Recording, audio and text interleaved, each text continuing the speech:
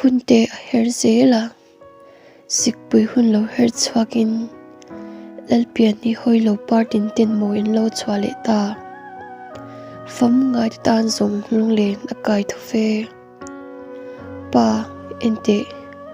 ka hupur em hun pui lo thleng le don ta itil lovin hun kan mangre ta ba se pa nangai avana te lul em kumin zong itil lovin mo Krismas kan mandon itil lovin intin nge kan machunanga itil lovin intin nge kanin buat sayang pa itil lo chuan hun pui man kan zuam lo o chung kan kimlai avangai em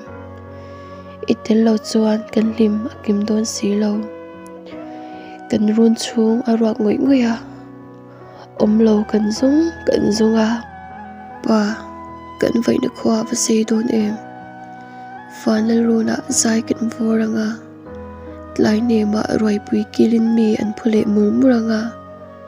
hun pui limani ni chin kha lunglen na nen kan manganga iwap lo I thai le shaileng te hi kan variang don em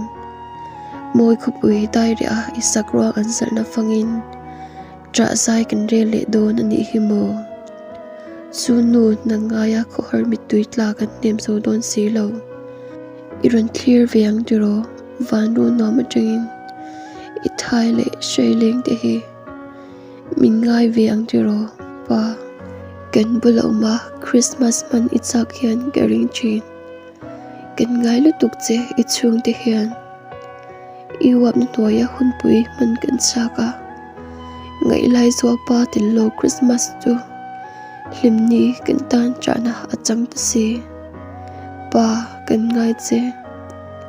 nang lo min nem tu anom si lo fin hian vela kavanti em